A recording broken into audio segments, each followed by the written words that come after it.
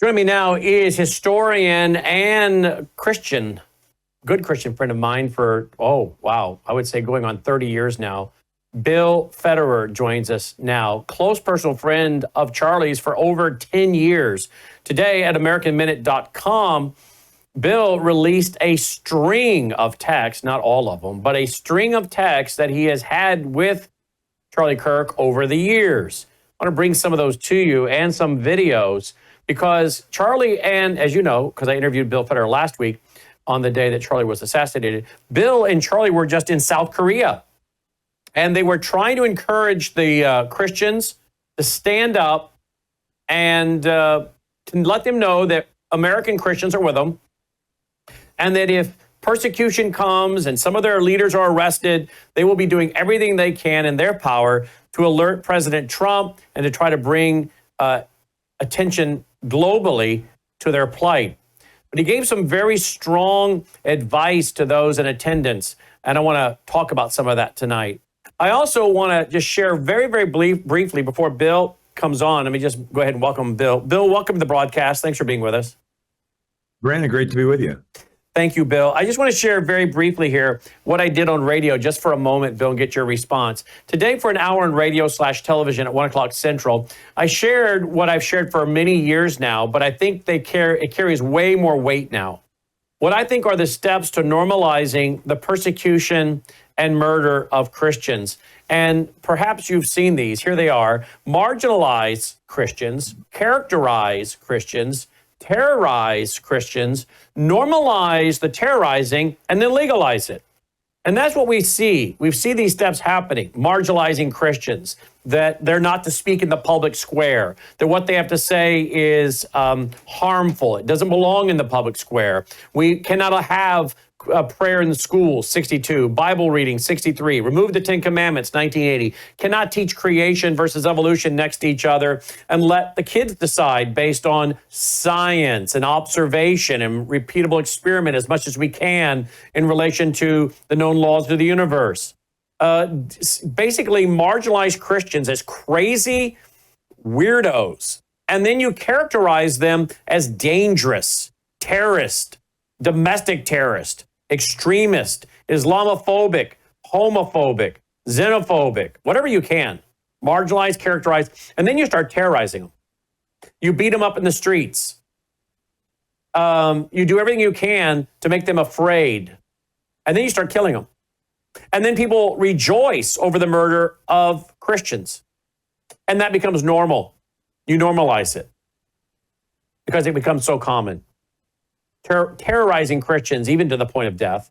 But it doesn't have to be. Just terrorize them. So there's a lot of intimidation for others not to speak up. And then you legalize it. You begin passing legislation that makes it a crime to speak publicly about your faith, to be on Christian radio and television talking about a comprehensive biblical worldview on the issues of the day, the LGBTQ issue, the transgender issue, abortion, whatever it might be. You make it so that it's illegal. You'll lose your license. You'll be prosecuted, as we see going on in Great Britain, as we've seen and go on in communist countries. And of course, we know that the communists, they love to come after people. Why does communism work so well for persecution? I said today quickly on radio that communism appeals to wickedness.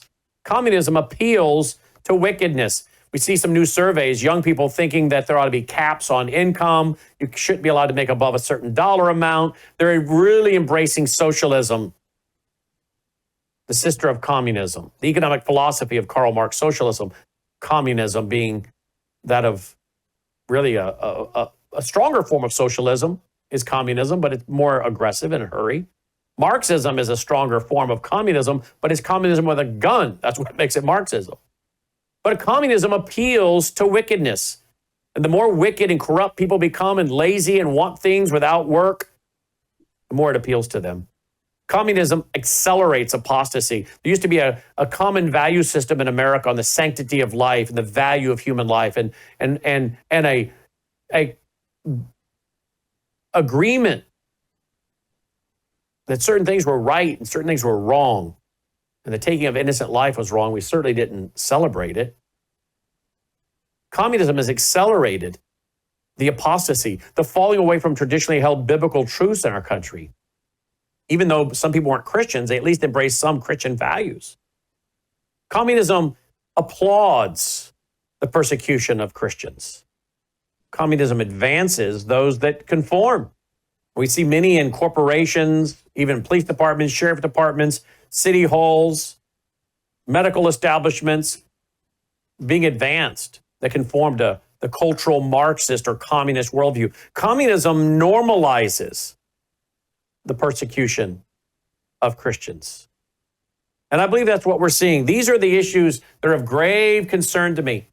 And I'm very concerned that the culture is becoming increasingly desensitized. As I've warned here now for a few years, I keep using that word, dehumanizing each other. People are dehumanizing folks, and that is dangerous.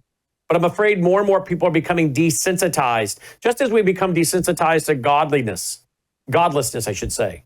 Desensitized to godlessness everywhere. Get it right. Godlessness. Blaspheming. You know, people seem to have no problem with taking God's name and putting it with a curse word and blaspheming God, mocking those who profess the Lord, blaspheme, pornography, violence, rebellion, the LGBTQ agenda, Islam, which is so horrific when you really understand it, Satanism, the Wicca religion, the worship of Satan, witchcraft. These are skyrocketing in their conferences, their conventions. They're packing out huge events for witchcraft. And much of the culture now has become desensitized to these things, and they make best-selling books and movies and TV shows that celebrate and glamorize Satanism and witchcraft. And I'm concerned that there's going to be the desensitization of the murder of Christians. But why are we the enemy? Galatians 4 says, I become your enemy because I tell you the truth. We also know that in the scripture, 2 Timothy 3 tells us that all who desire to live godly in Christ Jesus will what? Suffer persecution. All who desire to live godly in Christ Jesus. I'm afraid this is going to continue. And Charlie and Bill Federer and Pastor Rob McCoy and others went over to South Korea to try to encourage the Christians over there as the communists are trying to take over. They're trying to take over South Korea. The North Koreans, the communists, and those inside South Korea that are communists want to take over. They're working to take over here. And the communists, and the cultural Marxists, and the globalists are trying to desensitize us to the murder of Christians. Marginalize, characterize, terrorize, normalize, and then legalize. Joining me now is Bill Federer. Bill, what do you make of this? Yeah, well, you're pointing out some typical tactics of socialism taking over countries. You want to break people into groups and pit them against each other, and then in the confusion, they seize power. And so the dehumanizing is sort of interesting. Hitler dehumanized the Jews and had people separate from them and had the Jews put on yellow armbands and you couldn't do business with them. And once people were separated from them enough, then it was easier to believe the lies about them. And I was even reading about American Indians, and one tribe would consider another tribe as less than human, and it was okay to raid them. And then I'm reading about Aristotle mentoring Alexander the Great. And he said, everybody's equal that are Greeks, but the barbarians, you can kill them. It was only Christianity, only the Bible, only the book of Genesis where it says all men are created in the image of God, male and female. That's different. That just by fact of you being a human being and being alive, you're equal. But all the other ones is you're equal. It's Hatfields and McCoys. If you're part of our group, part of their group, it's taking high school football rivalry, but it's using it to the next level where it's gang violence, but then it turns into a national level and so forth. So the dehumanizing is a step before actual violence. I was in South Korea last week with Charlie Kirk, and the situation there is serious. They basically, my understanding is the previous president knew that there was electronic voter machine fraud and wanted to have the machines preserved before they could be erased. Well, the other side accused him of wanting to seize the machines to erase the voter turnout election and keep himself in power. So they impeached him, put him in jail for 3 months. They let him out. The new president sworn in. He turns around and arrests the previous president and his wife, puts them in prison where they're at right now. The previous president of South Korea is wasting away. His wife's down to 98 pounds. And it's terrible. And so the current president, that what I believe was got in by fraud, Steve Bannon as well said the same thing, that he sent a delegation over to China to be there for their anniversary of defeating Japan, but it's their military parade with their missiles. Never before has a free country sent representatives to this communist Chinese event. And then he's making overtures to North Korea. And then it was told to me that he's friends with Bill Gates and wants to buy millions of vaccinations and forcibly mandate them on the country. And then he's pushing the trans agenda. And so this pastor, the pastor's name is Pastor Son, S-O-N, Hyung Bo, Hyun-Bo, Pastor Son Hyung Bo, Seguro Church in Seoul and Busan, South Korea. Seguro is Segero. And he gets 1 million people to fill 4 kilometers of the streets of Seoul. You can see the footage from the drones, and they're all protesting the trans agenda because they know it's an anti-Christian bill. It's simply a bill to begin to weaponize the country against Christians. And so they raided the house of on bogus lawfare charges against the pastor of the largest church in the world. It's the Yodio Full Gospel Church. And then the pastor, Son, they raid his church, raid his house. They seize his cell phones, his laptops, and then they charge him with 20 lawsuits of lawfare, these bogus drummed up charges, and then they threaten to arrest him.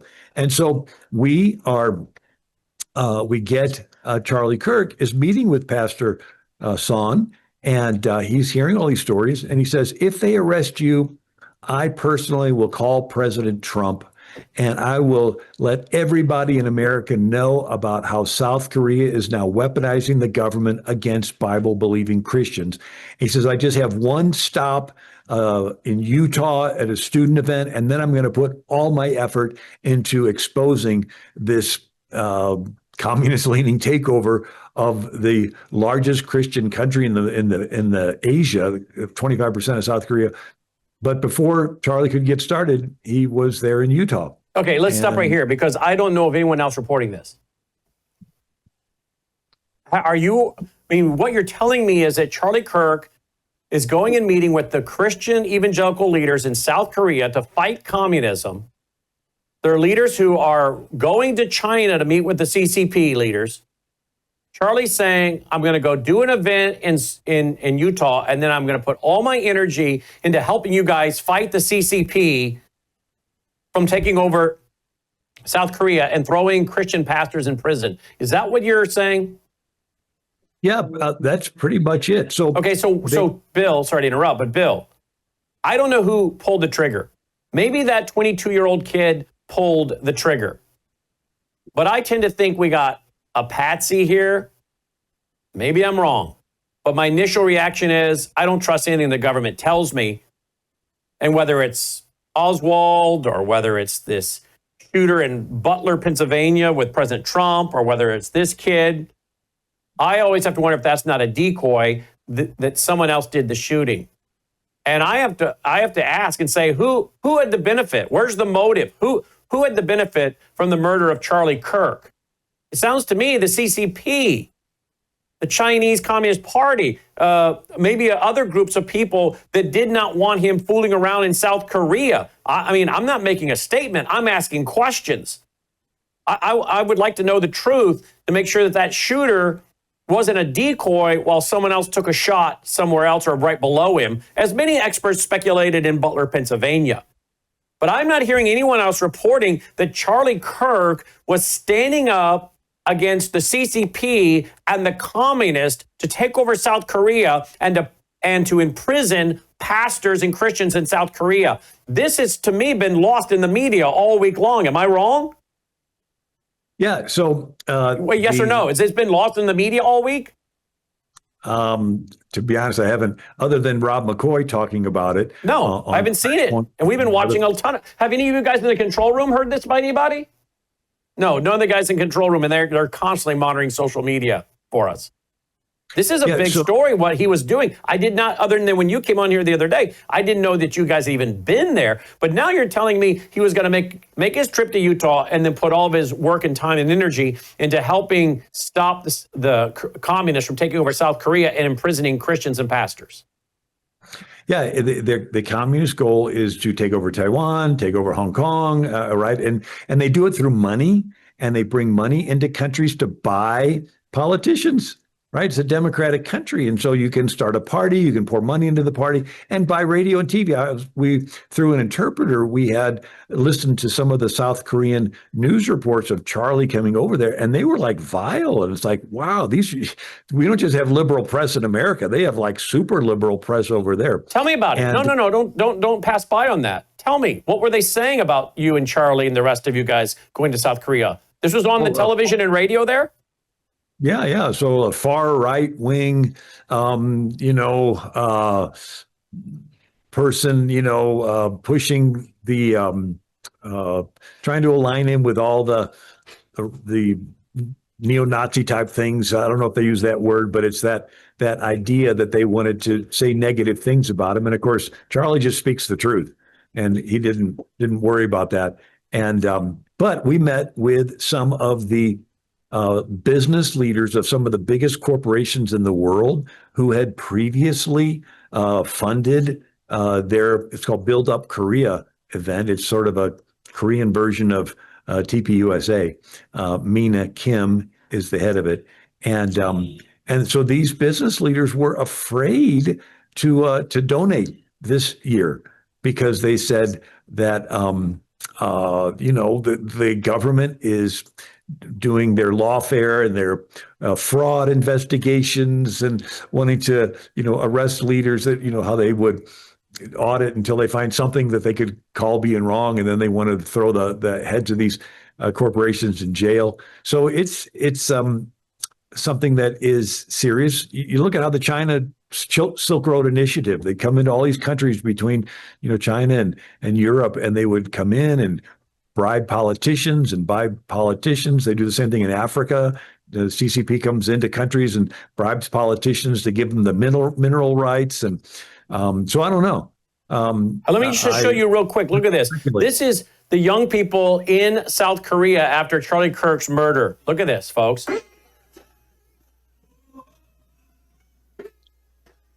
They're chanting, "We are Charlie Kirk."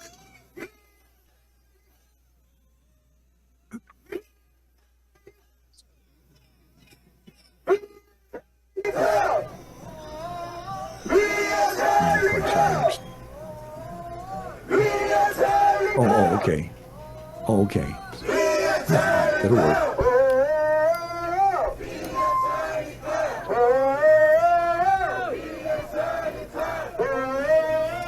Well, that is really something. That's in South Korea, Bill. They're chanting after his death, "We are Charlie Kirk." Yeah. Charlie has this. I watched one video of a young guy, and he says, unless a seed fall into the ground to die, it remains alone. But if it dies, it brings forth fruit. And he says this is referring to Jesus, right? He died and rose from the dead, and we're all risen with him, and now we're Christians. But he said, in a sense, it's also Charlie Kirk's story, that he was one Charlie Kirk, but now that he died, he says, now we're all Charlie Kirk. We're all rising up. And there's videos from London with millions of people, and then Germany and Cambodia and South Korea of people saying, look, we don't, Charlie, I spent an hour with him in the back room. I said, now tell me about your time at Oxford and Cambridge. And he goes, it was an ambush.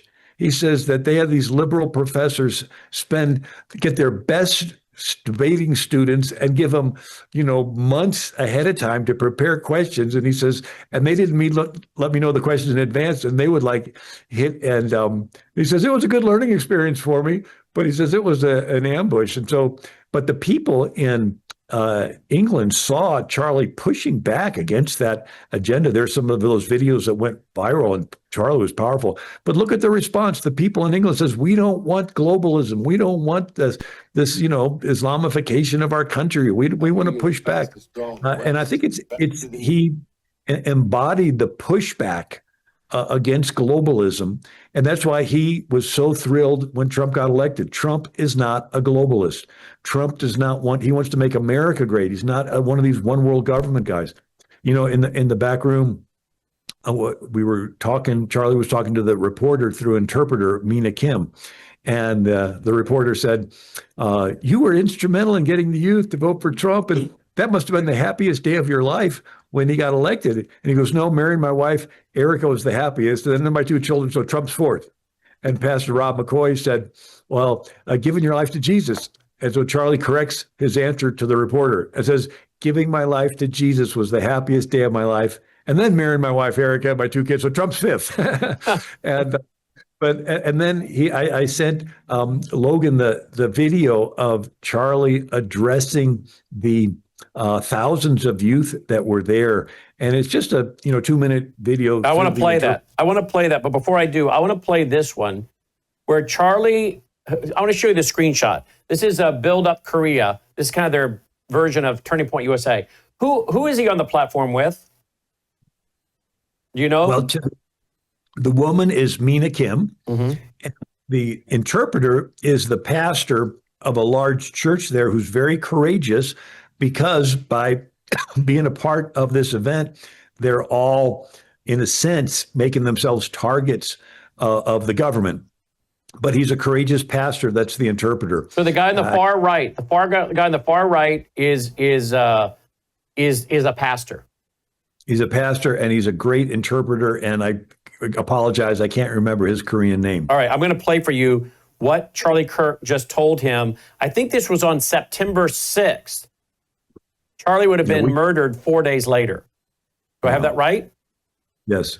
All right, here we go. But my last piece of advice, 네, 젊은이들에게 다음 세대들에게 드릴 수 있는 마지막 조언은 put Jesus first in all that you do. 여러분들이 행하는 모든 것에 예수님을 우선순위 삼으십시오. But then we must ask, what is the second most important thing? 근데 그것 다음에 질문해야 돼요. 그러면 예수님 말고 두 번째로 우리에게 가장 중요한 건 무엇이냐? The second most important thing is to make sure you're allowed to do the first thing. 두 번째로 가장 중요한 것은 내가 첫 번째를 가치 있게 여기며 살아갈 수 있도록 하는 모든 것들을 두 번째에 두는 겁니다. Everybody, it's not news to you that there is a crackdown against the Christian faith in this country happening right now. 여러분, 지금 대한민국 안에서 기독교 신앙, 기독교의 믿음을 무너뜨리려고 하는 실제적인 일들이 일어나는 건 전 세계가 알고 있습니다. And as believers, we are biblically commanded to stand up for those persecuted in the faith. 성도들이라면 성경 안에서 명확하게 말하고 있습니다. 예수 믿는 믿음을 탄압하고 무너뜨리려고 하는 것 가운데에 우리의 믿음의 싸움을 싸워야 된다는 것입니다. And if you don't focus at all on the second thing, which is making sure you could spread Jesus, 예수님을 전하며 살아갈 수 있는 인생을 살게 하기 위해 모든 것, 그것이 두 번째 중요한 거라고 했잖아요. 이것을 행하지 않는다면 then we will all be sharing the gospel from a prison cell one day. 언젠가 우리는 감옥 안에서만 복음을. You know what? Again, I'm not going to make statements, but I'm going to ask questions. Was the guy they picked really the shooter? A guy that supposedly has a boyfriend that's transitioning and is furry and likes to dress up as an animal and all that kind of thing. I don't know. Could that young man take that shot under the pressure of knowing he might get caught, shaking, adrenaline? Could he make that shot? Did he really jump down off the roof with that gun? Some say they think they see a gun under the blanket. Others say no. And then you have the weapons or shells etched with something that makes you think this is all about a transgender agenda. All of that to me in some regards, as I said the other day, seems too convenient and like it's trying to throw people off. And maybe it is, and maybe it isn't. I don't know. But based on what I have learned in this interview tonight, I would say that would be a great way to get people to look at the transgenders get them to stir up more chaos in America, get the right and the left going at each other. And I have to ask myself, was there some international group involved in the murder of Charlie Kirk? And could it have gone as high as the CCP based on what he just did over there, what he was going to continue doing? And according to Bill Federer tonight, after his speech in Utah, he was going to start throwing more attention into South Korea. Charlie, Bill, why are these not legitimate questions to ask? Yeah, after studying the Cold War and what's called the color revolutions, what's that? So after World War II, you had countries wanting to be free, and they would start republics. But the communists didn't like that. So they would send in KGB to do critical theory, where it's simply you observe a country and identify all the groups. Ethnic groups, Bosnians, Croats, Serbs, religious groups, Sunni, Shia, Orthodox, economic, racial, ethnic groups, and you categorize them as victims or oppressors, haves and have-nots. You want to have extremes on both sides, and then you would organize protests that you would turn into riots and violence and bloodshed. Why bloodshed? Then people think emotionally and not logically. And then people want to blame somebody for all the crises. And so they would co-opt the media to blame the new leader of the new country for all the problems, and the leader's popularity would begin to fall. And then they would do a coup or a rigged election and replace the leader with a Soviet puppet. And the CIA learned how to do it in reverse. And so for 50 years, these tactics have been practiced. And they've always been done by our CIA outside of the country, and for an ostensibly patriotic purpose to keep countries from falling into the orbit of the Soviets. But under Obama in 2012, with his Defense Reauthorization Act, and then with the Smoot-Hawley Modernization Act, Obama began to allow these tactics that were used in other countries to overthrow their government to be used against American citizens. And then Obama signs in 2015, the Using Behavioral Sciences for the Benefit of the American People. What's that? It's psyops on the American people. And then 2016, Obama signs the Countering Foreign Propaganda and Disinformation Act, which allows him to decide what's disinformation and censor everything else. And so we see these tactics that have been used during the Cold War to keep countries from becoming communists. Now they're being turned on our own population for political purposes. And that's what Obama did. We need to put pressure on politicians to get rid of that modernization of the Smith-Hawley Act and go back to what Harry S. Truman put in place, that no, we don't want the government feeding us stuff. And but as far as socialism goes, you need two sides. So they want to create a radical left, which probably is this transgender group, and they want to create a radical right. And that's where we need to watch out, because there probably will be some, maybe even CIA-sponsored groups. And again, I'm not saying this because I know it, but I'm just speculating based on having watched these tactics. They want to have a radical group on the right. Mm-hmm. That can espouse, let's respond in kind. Yes. Let's do the violence. That's why we need to realize that we need to play within the rules. Yep. I was telling Leo today, I said, Leo, not only am I expecting another person on the right to be murdered, I am expecting eventually them to gaslight so much that they convince someone who is not all that stable on the so-called right to then do the same to people on the left. And now we're at it. That's what they want. Right. I want to show you right now. This is Charlie Kirk in South Korea last week on September 6th, speaking against communism. Now, folks, he was warning about the communists. He was there to support the church, the pastors, because South Korea is being taken over by the communists. And he said, after I give my speech in Utah, I'm then going to be putting more of my attention to fighting the communists in South Korea. This is exactly what Bill Federer, who's my guest right now, is telling us, who was on the trip with Charlie Kirk and in the backroom meetings. I want you to hear a little bit more of what Charlie had to say in South Korea on the 6th of September about communism. Listen to this. 75 years ago, communists attacked this great nation. They wanted to conquer and enslave you. Korea was totally isolated with nowhere to turn, nothing to gain and nothing to receive. After a bloody war of our own, America stepped up and fought for Korean independence. This is what makes America an exceptional nation. We didn't do it for territory or money or to get power. We came here to protect this nation from slavery. In fact, General Douglas MacArthur, my producer tells me, did his famous landing to defeat the communists only about 15 miles from here. When I was growing up, in fact, the middle school I attended was named after General MacArthur. And when I first landed here in South Korea, I saw one of the biggest statues I've ever seen to General Douglas MacArthur. Because in both of our countries, we celebrate those who fight for freedom everywhere on earth. More than 30,000 Americans died protecting the freedom of Korea. Today, Korea has repaid us that debt many times over. For 75 years, Korea has stood alongside us in the battle for freedom against communist tyranny, not just here, but around the world. Korean soldiers fought heroically at our side against communism in Vietnam. May we never forget that Canada didn't do that. Britain did not do that. Germany didn't do that. But Korea was there and had America's back. Korean troops helped America in both Afghanistan and in Iraq. And now today, Korea is our bulwark against the growing power of the Communist Chinese Party. Korea has stood with us, and as long as there are still Koreans ready to answer the call, America and President Donald Trump will stand with you.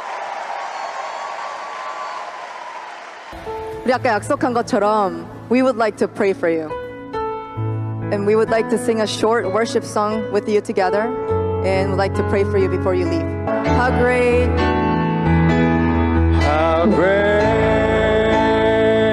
is our God. Sing with me, how great is our God. And all will see how great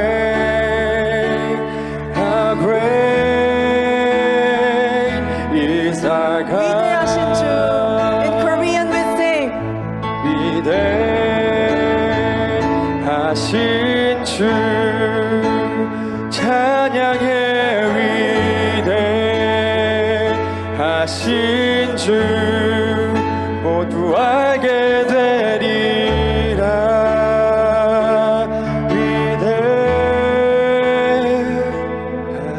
주 우리 이 시간 다음 세대를 위해서 열심히 일하고 있는 찰리를 위해서 한번 기도해주면 좋겠습니다. We're gonna do a Korean way of prayer for you. It's called a praying out loud pray. So we say 주여, which means Lord, and we cry out loud and we pray. We would want to do that to you and bless you today. 여러분, 오늘 여기 있는 찰리를 위해서 하나님께서 찰리를 끝까지 보호하시고 또 하나님의 나라를 확장하는데 끝까지 사용하여 달라고 우리 다 같이 두 손 한번 뻗어볼까요? 찰리를 향해서 다 같이 주여 한번 하고 기도하시겠습니다. 주여!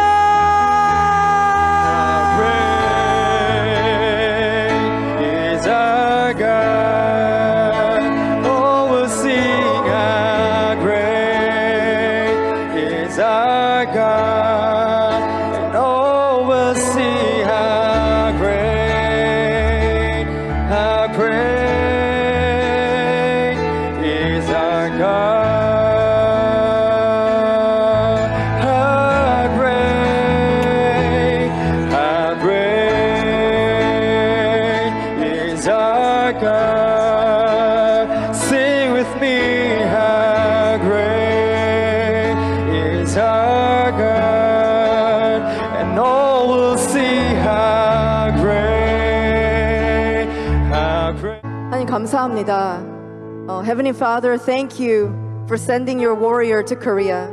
I lift up Charlie, the leader you have raised up in America to wake up the next generation. May he remember Korea in every step he takes, and may you protect him, Lord. And be with him so that he may fully carry out the mission you have entrusted to him. And Lord, I thank you for making this gathering possible. And I give all the glory to you, Lord. I pray all this name in the name of Jesus. 예수님의 이름으로 기도했습니다. 아멘.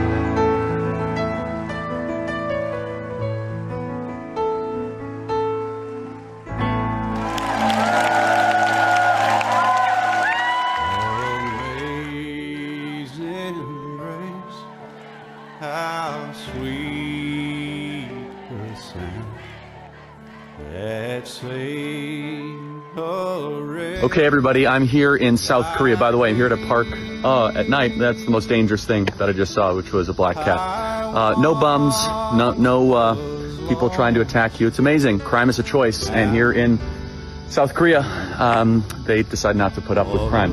We should do the same. Anyway, this is a statue here to General Douglas MacArthur. It's a pretty amazing testimony here. South Korea only exists because of the United States of America. Never let anyone tell you that America is a bad country. Korea was attacked by the communists, the Chinese communists, and the communist forces, and America decided to step up, and Douglas MacArthur led the charge and really built what is now modern-day South Korea. If it was not for American intervention, South Korea would not exist.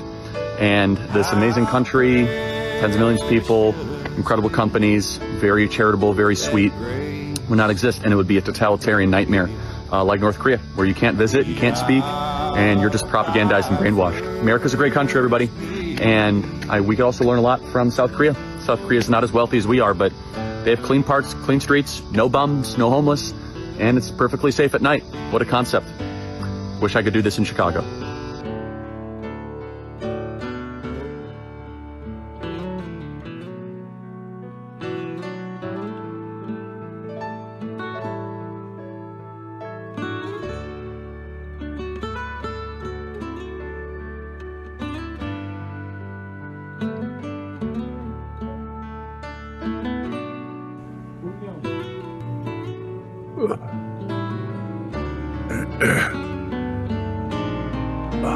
When we've been there 10,000 years, bright shining as the sun, we've no less days to sing God's praise than when we first begun.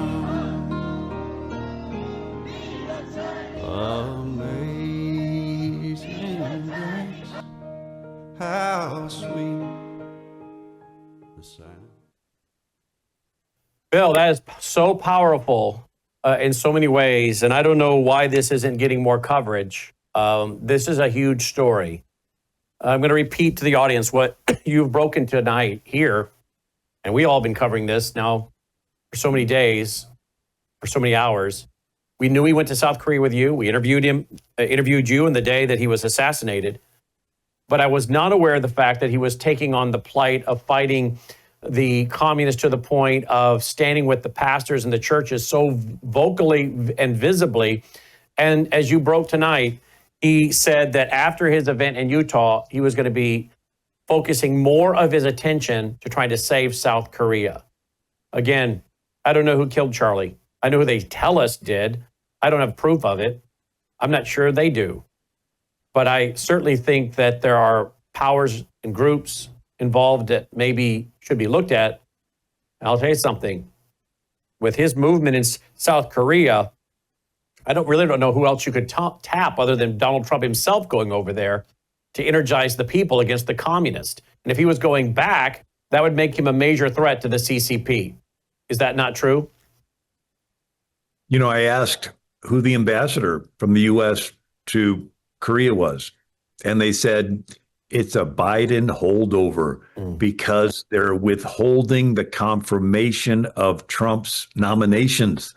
So we're all familiar. Okay, the Democrats are like doing all their roadblocks to getting the Trump. Well, one of those confirmations that's being withheld is to put Trump's person over there. They still have a Biden holdover, somebody that's basically in favor of all that trans pro-communist agenda. You fall in love with the people of South Korea. They were so sweet and so loving, but they feel there's an ominous fear that the Christians feel above their head that the government is being weaponized against them. Indeed, it is. Do they feel like Americans, by and large, don't know their plight? Correct. They do. So they're right now, South Koreans are thinking Americans are not aware of us. They're not aware of what we're going through. They're not aware of what we're facing. Because I don't think most Americans do. Yeah, we spoke in Pastor San Hyung Bo's church, Seguro Church in Busan, and he showed us a video of 4 kilometers, about 4 miles worth of streets of Seoul, totally filled full of people protesting the trans agenda. They called it their anti-discrimination bill, but that's code for discriminating against Christians. Absolutely, Against which is what I was warning about earlier in the broadcast tonight. Marginalize, characterize, terrorize, normalize, and then legalize. You legalize the terrorizing and the shutting down of Christianity. That's the model they're using in Korea. You just said that. South Korea is passing pro-LGBTQ laws so they can then use that to go after the Christians and shut them down. Is that what you just said? Yeah, and the irony is we're getting past the trans agenda. The public opinion in America has turned. We're no longer buying that a boy can be a girl, right? But not so in South Korea. They're still pushing this really hard. But here's a pastor. He's a mega church pastor that put his neck out there to organize this million people. And their idea was, if we can attack this guy with 22 bogus lawfare suits, and we can lock him away, guess what that does to all the smaller pastors? They're going to all shut up. My feeling would be like the 3-Self movement in communist China. Okay, you got to register, you got to this and that. Or we did that to him, we can do it to you too. Mm-hmm. We went and did Man on the Street interviews Friday evening, and then we played them, all of them. We'll play some more tonight, in the TV show Friday night. And I went down and asked them in Memphis, what do you think about President Trump bringing in the National Guard to Memphis to crack down on crime? We had some people that would talk to us on camera, but we had a very shocking number of people that had very strong opinions for or against. But when I said, oh, that's great, that's what we're looking for, that's the passion I'm looking for, be it for it, be it against it, I want to get both sides. Let's roll the camera, let's do this, let's grab it. Oh, no, you can't film me saying this. I'm like, what? Why not? No, I might lose my job. What? No, you can't film me. I might lose some of my customers. It was sobering. The number of people, Bill, that had opinions, strong opinions for or against, would talk to me fine. But as soon as they said, that's perfect, that's a great rehearsal for what I want to get on camera. Roll the camera, guys, let's grab. No, And what I came away from there Friday night saying to the guys on the crew is this: Americans are self-censoring. Americans are getting increasingly where they are afraid to speak up and speak out for fear of losing friends, losing their job, losing customers. They're afraid to speak up. We're self-censoring. And if we self-censor, we will lose. And if conservatives and Christians are attacked and beat up and murdered, more and more people will begin to self-censor, more and more, until you don't realize that there are so many of us that are in agreement with this totalitarian concept and idea of shutting down free speech, but we won't know it because too many people will be afraid to speak up and be involved in free speech that are for it. Is this not part of the tactic, Bill? Yeah. It's called the spiral of silence, that people will self-censor their own views if they think they're in the minority. So the goal is for them to control the media to give the impression that the group is going along with certain political views and against others, and then people will feel that pressure to want to comply. And nobody wants to be kicked out of the group. Everybody wants to be in. And so it's a manipulation of the human desire to fit in with the group. And it's called the psychological operation, or a psyops. And you think that's what's going on in America right now? And does the murder of Charlie Kirk play into that? I would suspect that. You think it'll backfire? I think so. I think that it's going to change. There's a AI picture that somebody put together, and I think I may have mentioned it, but Charlie's going the steps to heaven and about to meet Jesus, but he turns and passes the baton. And Erica Kirk is keeping Turning Point going forward. She's courageous. She is the former Miss Arizona. She is a strong Christian, and she gave the speech just a couple of days after her husband Charlie was killed. And she said, "This widow's cry will be a battle cry across the world that those who wanted to kill my husband, that they don't know what they just awakened. And so this idea is it's up to each one of us to spread the gospel, each one of us to push back against this globalist agenda. Now, again, we play within the rules. I wouldn't put it past those to want to have some violent response on the right and blame it on, they could even have their leftist people dress up. I was reading a Saul Alinsky book called Let Them Call Me Rebel. And he talked about these socialist students wanting to protest George H.W. Bush when he was an ambassador under Nixon regarding Vietnam. And he says, oh, don't just disrupt it. Dress up as KKK members. Go sit in the front.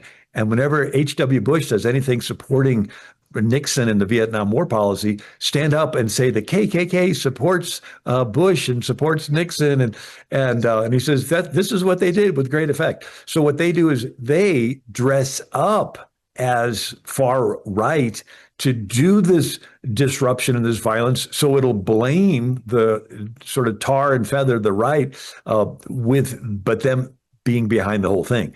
It's the Gleiwitz incident. You know, Hitler had Nazi soldiers dress up as Polish soldiers to attack a German outpost at Gleiwitz. And the radio announcer said, well, the Polish had attacked, the Polish are killing, the Polish are doing this, that, and the other.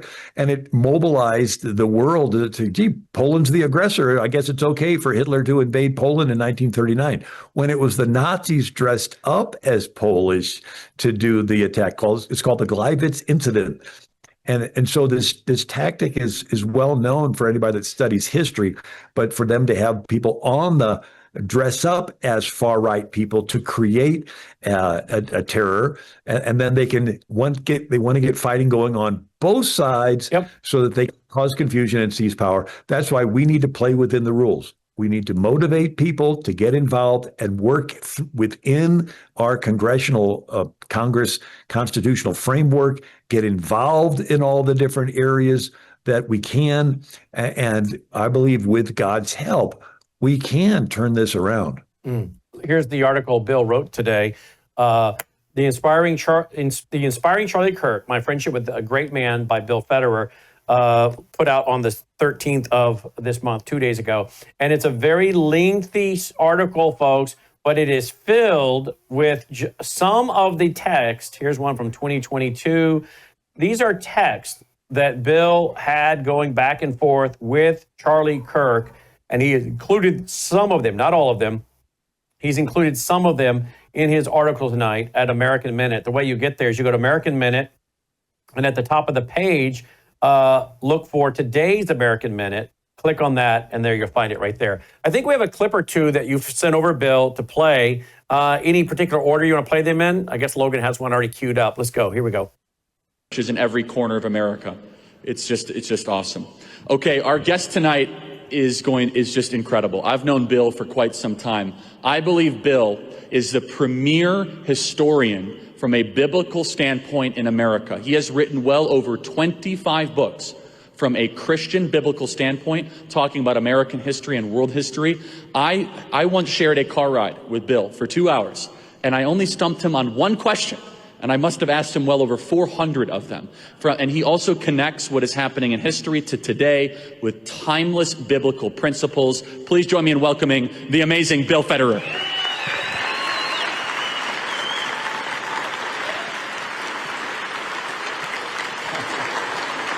Let it rip. Thank you.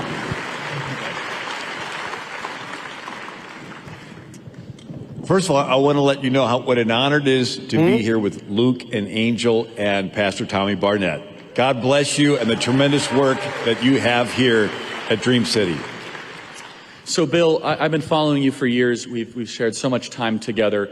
You have the ability to be able to analyze the arc of history and then be able to apply it to today. I've asked you this question before in our podcast, but I think it's really important for our audience to hear this. What makes America different and exceptional from a biblical standpoint and a historical standpoint? Is America like every other nation that's been on the face of the earth? And if not, why?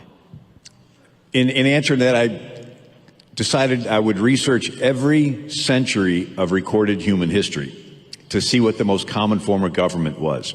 So I went back to Sumerian cuneiform on clay tablets, and the Elamites and the Persians and the Greeks and Romans, and the most common form of government in world history is kings. Hands down, it's kings. Nimrod, Tower of Babel, Pharaoh, Caesars. Power wants to concentrate into the hands of one person. It's no different than you put some kids on a playground and one's the bully. You put some junior high girls in a clique and one of them is the diva. You put some people in the woods, one of them is an Indian chief. You put them in an inner city, one of them is a gang leader. And all a king is a glorified gang leader. And it's a hierarchical system. If you are friends with the king, you are more equal. If you are not friends with the king, you are less equal. And if you're an enemy of the king, you're a slave or you're dead. I thought slavery started in 1619. No, wherever you had the first king on top, you had slaves on the bottom. Mm-hmm. And this model continued with technological advancements. Kings could kill more people, right? So instead of Cain killing Abel with a stone, they're killing with a bronze weapon or an iron weapon or a failing spear, scimitar, sword, gunpowder. The weapon improves, but it's that same fallen nature, Cain killing Abel. And also with technological advancements, kings could track more people. Do you know Augustus Caesar wanted to have a worldwide tracking system? It was called the census. That was like modern technology, 25 BC, right? He wanted to count. If he could have had 5G and cell phones and cameras, he would have tracked them that way.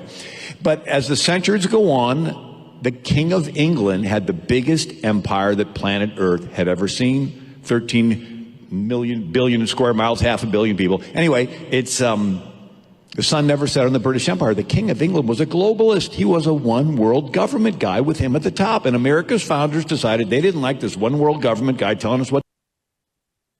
So, Bill, that was you educating the Kirk crowd there. Great job.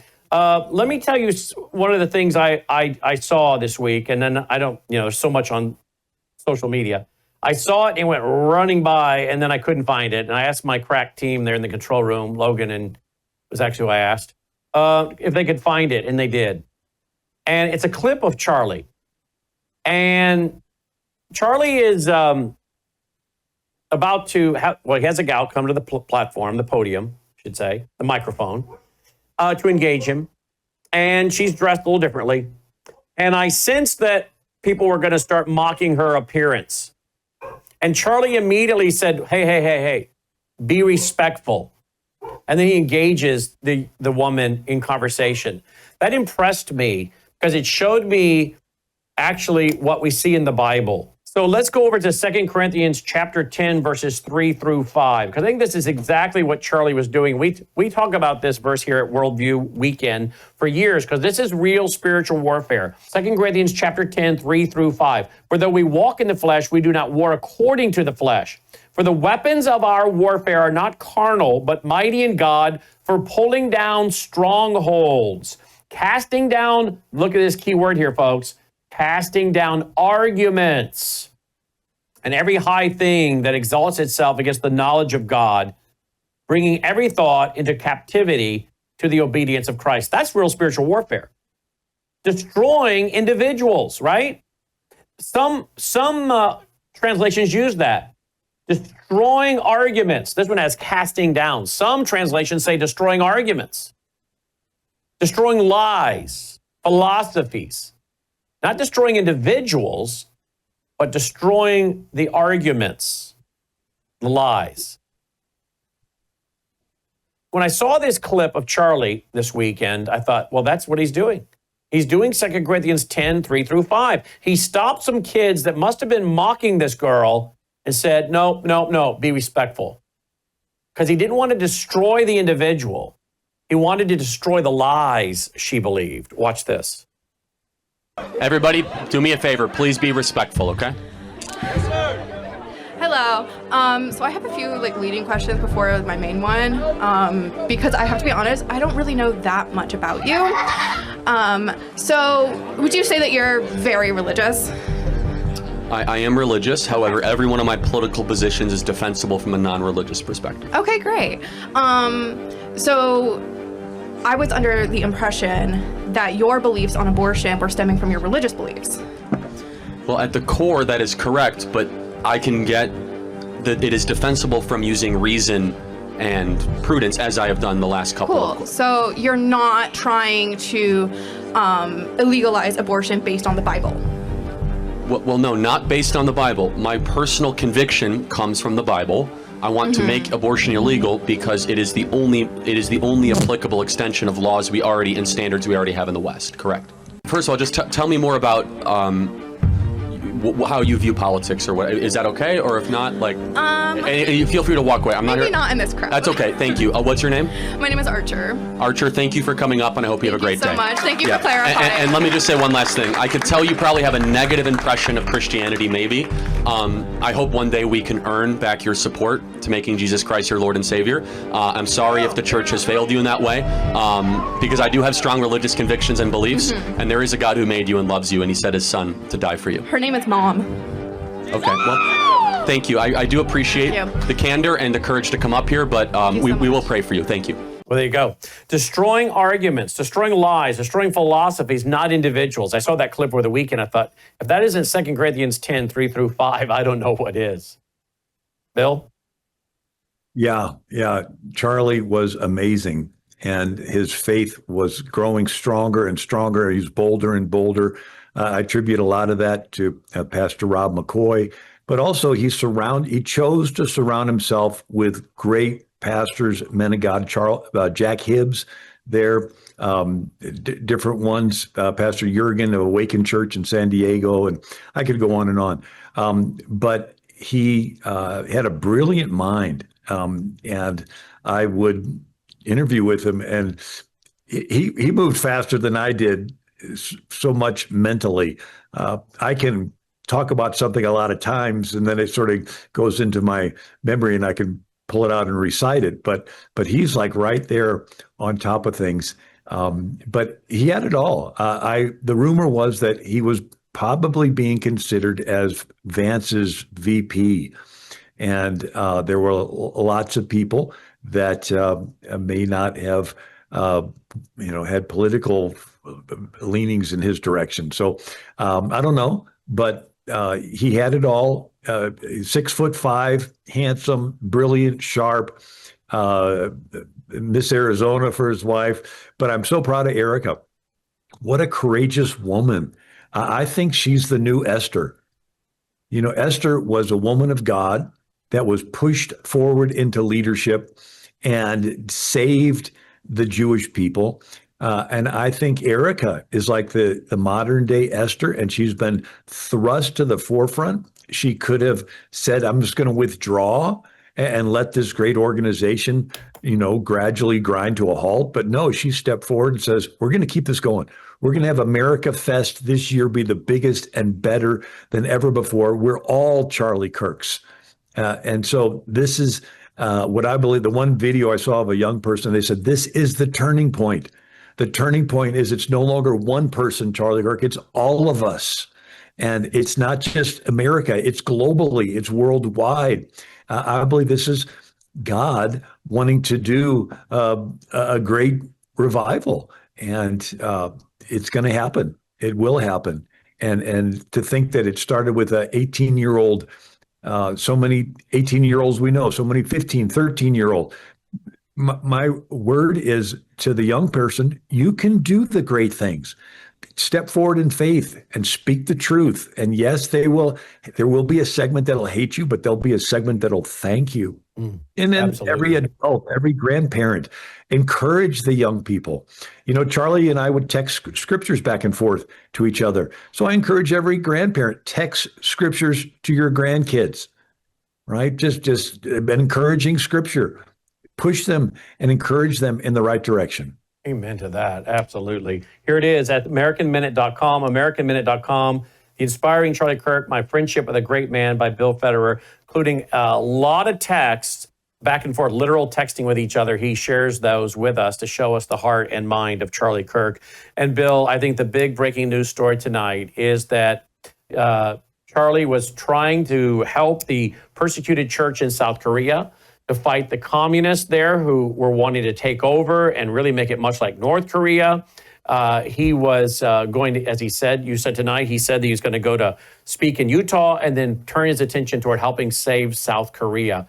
And of course, we know it's the CCP trying to take over South Korea. I think this is a big unreported story tonight. I hope it gets more traction because I think we need to start talking about not just the LGBTQ cultural Marxist agenda, but how China is trying to take over so many countries in the world. And they start with making sure they can set up a conflict that allows for the criminalization of Christianity. They're doing it here in America. They've been doing it here in America with many of these CCP-funded Maoist groups, and they're doing it in South Korea. South Korea is getting the same treatment that's been going on in America, and that is, again, to have the CCP funding groups and movements to criminalize Christianity. Because if they can move the church and Christians, and the church is in a 501c3 on the street corner somewhere, although they may meet there, most of these buildings are not churches, folks. They're social clubs. They're not churches. They're not even led by pastors. There are very few pastors left in America. Most of them are just running social clubs, counting nickels and noses. The church, be thankful if you have real shepherds in your community, and you have one. But the Bible said it would be this way in the last days. And that people would gather around them a great number of teachers to say what their itching ears want to hear. There are very few pastors left.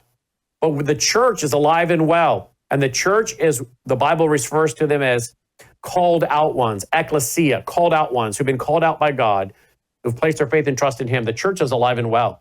And that's why the CCP, China, wants to criminalize Christianity in all of these countries. Because once you can silence the true Christians, they can take down the country. Closing comment, Bill? Yeah, pray for Pastor Sung Young Bo, Seguro Church, Busan, South Korea, and all of the Christians there. Pray for Mina Kim and Build Up Korea. She, after Charlie's death, the government has been cracking down on businessmen that are conservative, that have been her supporters in the past, and she needs money to help pay the bills for this event. And so pray for them. They're like standing up against tremendous weaponization. But again, I want to encourage, this is the hour that the good Lord has. It's a rare moment in history. In my memory, maybe, when Pope John Paul II died, but was it a global response? But even so, that was not to the same degree of wanting to actually mobilize the young people to get involved. Again, we play with inside the rules, right? We don't do the violence that they did. We work within the Constitution, but we get involved. Get involved in church, get involved in the gospel, but also get involved, because Proverbs says a good man leaves an inheritance to his children's children. We want to give a country to our kids with as much freedom as what we inherited. Indeed. Bill Federer checking in tonight, AmericanMinute.com. Thank you so much, Bill. Thank you. We'll be right back after this break. Hello, I'm Brandon House. I want to thank you for all your support at wvwfoundation.com that helps make possible pushing out 24/7 content for free. Without your support, we'd have to put it all behind a paywall. But thanks to you and your support through our foundation, we're able to push it out for free as a broadcast service and broadcast ministry of WVW Foundation. Please consider going there and setting up an automatic monthly contribution, or go there and make an occasional contribution.